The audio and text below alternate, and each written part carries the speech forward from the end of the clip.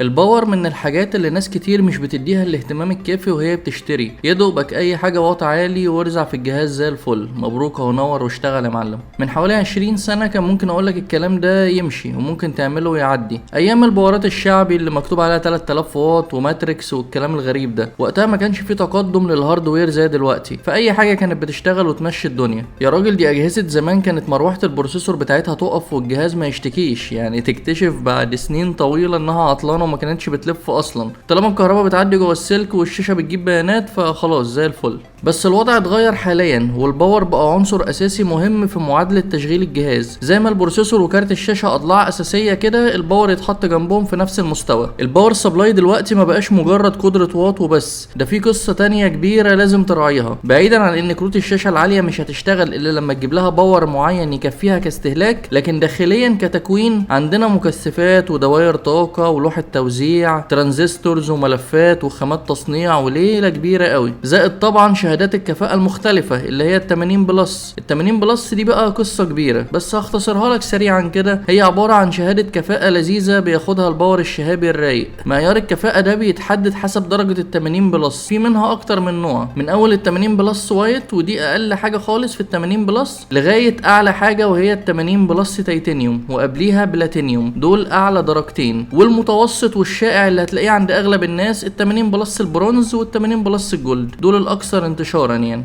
من ضمن المزايا لشهاده ال 80 بلس انها بتضمن لك ان الباور يشتغل بكفاءه عاليه تحت اعلى ضغط. كمان بتخلي الباور ما يتسببش في حراره عاليه نتيجه استهلاك الواط، لانه بيقدر يحول اقل نسب التيار. وتفاصيل تانية لا داعي لذكرها يعني، وما تسالش ليه، بس عموما هي حاجه حلوه ولازم تبقى في الباور بتاعك. عشان كده لازم تاخد بالك من ادق التفاصيل في الباور، وتشوف المواصفات كويس، وتتفرج على اكتر من ريفيو بحيث تعرف هل فعلا الرقم ومعيار الكفاءه المكتوبين على العلبه بيتحققوا ولا لا، وهل المكونات الداخليه هتتحمل المواصفات دي وتترجمها كاداء ولا مجرد كلام على ورق.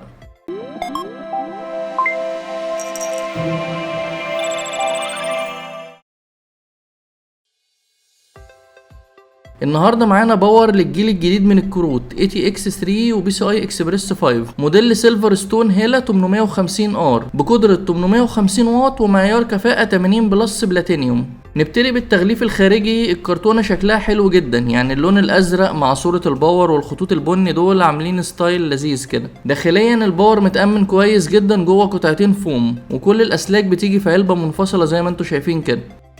معانا كابل ال 24 بن الاساسي بتاع المذر بورد، وفي كابلين 8 بن للبروسيسور شغالين 12 فولت، ومعانا 5 كابلات 8 بن لكروت الشاشه، وممكن يبقوا 6 بن برضو. الكابل بيبقى فيه 2 بن على جنب تقدر تخليه 8 او 6. وفي كابل 16 بن الجديد لكروت الشاشه مكتوب عليه 450 واط. معانا 8 كابلات ساتا و6 كابلات مولكس او الباور القديم، وصلتين 4 بن للفلوبي ديسك، مش عارف هنعمل بيهم ايه بصراحه. وفي وصلات كتيره في الباور لاي قطعه ممكن توصلها، يعني غالبا مش هتحتاج اي اكستنشنز من اي نوع. الباور بيجي باللون الاسود بالكامل. هنلاقي ستيكر كبير على الباور من فوق فيه بعض المعلومات والمواصفات الخاصه بالفولت والامبير، ومن الاجناب ستيكر باللون الابيض عليه اسم الموديل ولوجو سيلفر ستون.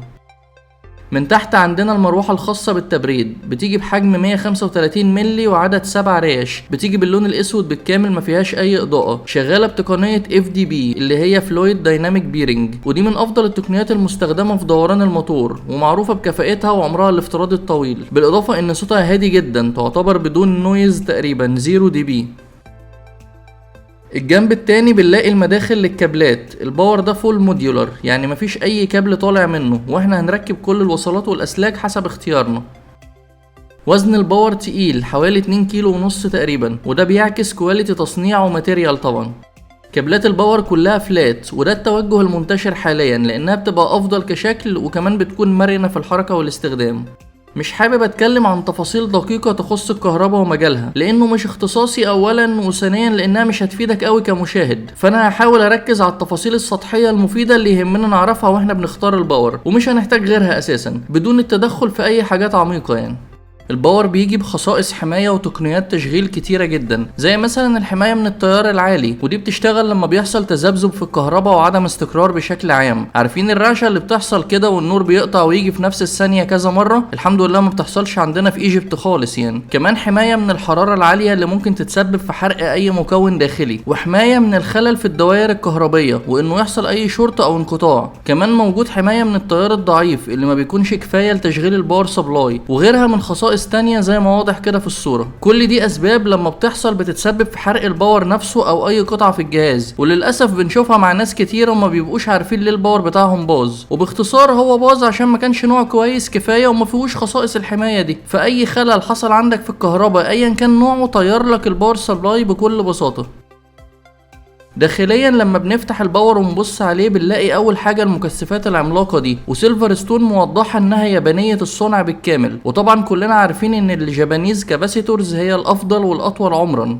ده مكان كابل الباور اللي بنركبه بيدخل لك من هنا ل 220 فولت، وبتقابل على طول المنظمات والقطعه دي اللي بتثبت التيار وما بتخليهوش متذبذب. بعدها بنشوف توزيع ال 12 فولت وال5 وال3 فولت من خلال مراحل الطاقه دي، والاهم هو خط ال 12 فولت لان ده الرئيسي اللي بيغذي المعالج وكارت الشاشه، وما ينفعش يحصل فيهم اي غلطه والا الاداء هيتاثر، سواء كسوفت وير يعني يحصل معاك ريستارت او دروب فريم او بلو سكرين، او كهاردوير ويحصل حرق في اي قطعه لا قدر الله. ودي اللوحات اللي بيبقى فيها الموسفتس ودوائر الطاقة والقصص دي كلها اللي بتدعم توازن التيار تحت ضغط وبتوزعه بشكل منتظم بدون اي فقدان او انقطاع. واللي في النص ده المحول الرئيسي اللي بياخد من ال 220 ويدي ال 12 ومنها تروح على الهاردوير بتاعك. وورا خالص بنلاقي اللوحة اللي فيها الكونكتورز اللي بنوصل فيها الكابلات بتاعة الباور.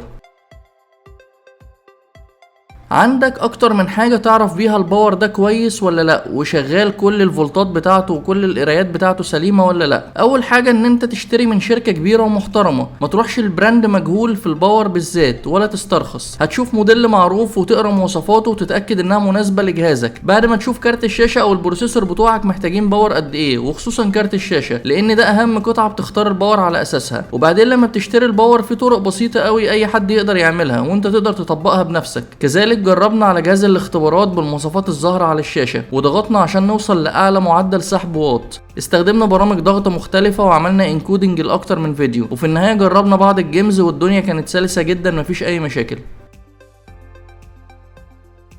طريقة تانية برضو من خلال القياس بالافوميتر او باي جهاز، هنقيس كل مخرج ونشوف مطلع كهرباء بنسب صحيحة وتيار مستقر ولا لا. طبيعي ان التيار يكون مش ثابت على حاجة واحدة، يعني هو ما بيثبتش على رقم واحد، هي دي الكهرباء عموما، بس الفيصل هنا هو نسبة التذبذب. يعني مثلا الكابل ده بيخرج 12 فولت، ما ينفعش الاقيه قاري 8 وبعدين يرفع ل 14 ويروح ل 12، كده يبقى غلط والباور ده مش مظبوط وفي مشاكل. نسبة الفقد هنا بتكون طالع نازل حاجات بسيطة جدا، يعني لو ال 12 فولت ده ممكن يبقى 11.9 12.1، الكلام ده كله مش اكتر ولا اقل، دي المعدلات الطبيعية. وكل ما نسبة التذبذب تكون اقل واقرب للقيمة المطلوبة ده بيكون افضل طبعا وبيعبر عن كواليتي احسن للباور. الباور موجود في الاسواق وسعره $215 تقريبا، يعني ما يعادل 6700 جنيه مصري. المميز كمان ان الباور بيجي بضمان 5 سنين، ودي نقطة قوة كبيرة. لو بتفكر في باور للجيل الجديد من الكروت ATX 3 PCI Express 5، يبقى لازم تخلي الهيلا 850R من سيلفر ستون في اول الاوبشنز اللي قدامك يا صديقي، لانه باور محترم من عملاق اسمه سيلفر ستون.